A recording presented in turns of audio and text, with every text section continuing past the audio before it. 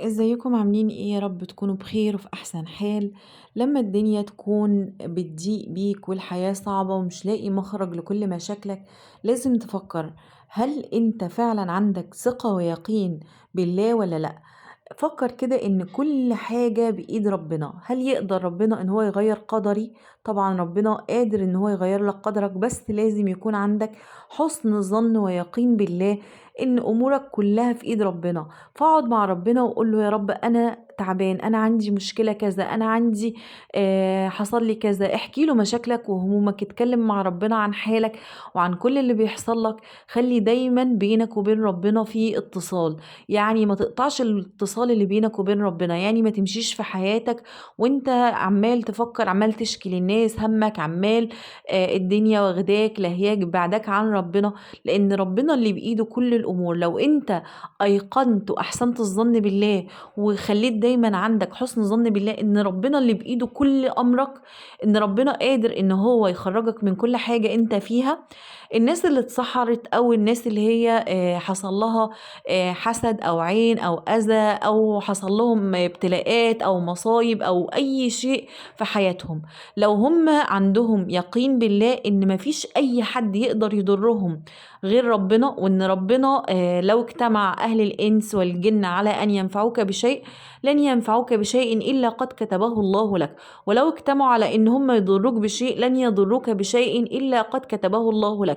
يعني لو ربنا كاتب لك ان انت هتتسحر فهيحصل لك موضوع السحر، لو ربنا كاتب لك ان انت هتتحسد فربنا هيحقق فيك الموضوع ده، وهيخلي اي عين تصيبك واي حد يصيبك، وهيخليك ان انت يحصل لك الابتلاءات ديت والمصايب دي. كل الامور بايد ربنا. فاحنا ما تلجأش الانسان، ما تلجأش لان انت تقعد تفكر وتخطط حياتك. ساعات بتبقى ماشي في حياتك الدنيا معاك حلوة جدا جدا وانت تحاسس بإنجازاتك والدنيا عمالة تطلعك وتطلع من سلم لسلم ومن درجة لدرجة وتحقق إنجازات لا حصر لها، وفجأة كده وانت في عز تألقك وفي عز نجاحك بتلاقي نفسك رجعت كأنك وقعت من أعلى درجة في السلم لأسفل درجة. والسبب في كده ان انت نسبت الفضل ونسبت كل اللي حصل دوت ليك انت. نسيت في الوقت ده ان انت تحمد ربنا وتشكره على ان هو وصلك للنعمة اللي انت فيها دي. نسيت تنسب الفضل اللي انت كل الخير اللي انت فيه ده بإيد ربنا، وان ربنا هو السبب في ان هو حقق لك الخير دوت. دايما نلاقي الناس اللي هي بتنجح في حياتها وحياتها على طول متألقة وعلى طول باستمرار، هتلاقيهم دايما بيعملوا الخير مع ربنا. يعني بيحاولوا يطلعوا صدقات، قريبين جدا من ربنا، بيصلوا، بيلتزموا بالصلاة والصوم والعبادة والطاعات، دايما بيشكروا ربنا، دايما بيحمدوا ربنا، دايما بيدوا الفقراء حقوقهم من الأموال ديت، فالأموال بتزيد. كل حاجة في حياتهم ماشيينها بطريقهم إلى الله. فلو انت فعلا عايز ان انت حياتك ترجع انها تتظبط تاني، المشاكل اللي موجودة عندك، حياتك مقفولة بسبب ذنب انت عملته، بسبب بعدك عن ربنا، بسبب حاجات انت كنت بتعملها، كل الحاجات دي بتقفل الحياة وبتخلي حياتك تضيق. وبعد ما بتكون مثلا في عز النجاح وفي عز التألق، بترجع تاني تلاقي نفسك كأنك ولا عملت أي حاجة وحياتك عمالة تنهار تدريجيا. لو انت رجعت لربنا وعرفت ان كل شيء هيكون بإيد ربنا، وقربت من ربنا جدا وطلبت منه، عملت لنفسك خلوة زي ما قلنا مليون مرة، ان انت تقعد مع ربنا وتحكي له حالك، احكي له مشاكلك. خليك دايما قريب من ربنا وخلي دايما ربنا بيسمع صوتك.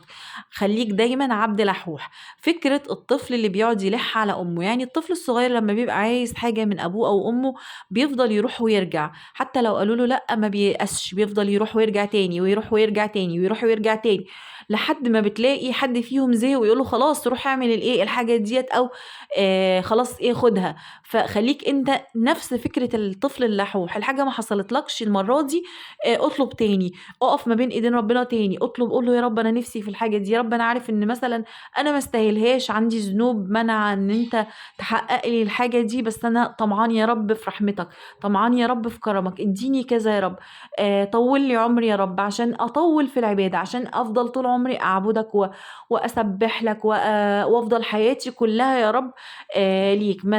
ما تعملّيش كذا يا رب، امنع عني المصايب اللي أنت كاتبها لي، غيّر قدري يا رب لأحسن الأقدار. ساعات ناس بتبقى مولودة ومكتوب إن هي الناس دي هتكون من الأشقياء، هل إن هم يقدروا يغيّروا قدرهم؟ طبعًا الدعاء قُلنا بيغيّر القدر. مع كتر الدعاء، مع كتر الأعمال الصالحة، الحسنات يذهبن السيئات. يعني اعمل حسنات كتيرة جدًا عشان لو في سيئة أو في ذنب أو في حاجة أنت عملتها قفلت حياتك، الحسنات اللي أنت بتعملها دي هتلاقيها بتمحو السيئات، مع الوقت هتلاقي الحياة بتبدأ ترجع تتضبط تاني. عندك ضيق في الرزق وضيق في الحال، استغفر، طلّع صدقات، قرّب من ربنا، صلّي، اعمل ختمات قرآن ووهبها بنية إن ربنا يصلح حالك. عندك طفل بيشقيق، اعمل وهبة مثلًا ثواب كل أورادك أو القرآن اللي أنت هتقراه أو الأدعية اللي أنت هتقولها بنية إن ربنا يصلح حاله. مع الوقت مرّة في التانية في التالتة بتلاقي الحال بيتغيّر جدًا وكل حاجة بتختلف تمامًا، وبتلاقي الحال بيبدأ يتضبّط معاك. بس أنت قرّب من ربنا هتلاقي كل الخير، كل أبواب الخير اتفتحت لك، كل أبواب الرزق اتفتحت لك. المصايب اللي هي المفروض إنها تنزل عليك من السماء ربنا بيبدأ يقللها ويضاعفها لحد مثلًا ما تلاقيها بتنزل عندك في حاجة اتكسرت، عربيتك عطلت، مش عارفة فلوس ضاعت منّك، حاجات بسيطة بتفديك مثلًا بمصيبة كبيرة كانت نازلة من السماء، كان المفروض إنها مثلًا تقطع يعني رزق، تقطع تعمل لك مشاكل كتيرة. فربنا بيهوّن المصايب اللي نازلة ديّة بحاجات بسيطة جدًا، ودوّة بيكون بكتر قُربك من ربنا، بكتر الدعاء، بكتر الإلحاح، بكتر العبادات، بكتر الطاعات، قُلنا بالحسنات اللي بتذهب السيئات، بالصدقات اللي هي بتقي من مصارع السوء. دايمًا خلّي في وقت كده بتلجأ ربنا وتقول له يا رب أنا نِفسي تعمل لي كذا وكذا وكذا. اعمل أمنياتك، اكتب ورقة كده واكتب فيها الأمنيات اللي نِفْسك إن أنت ربنا يحققها لك. عندك رمضان واستغل الفترة اللي إحنا فيها ديّة، ورمضان قرّب إن هو يعني أنت عارف إن رمضان بيجري بسرعة.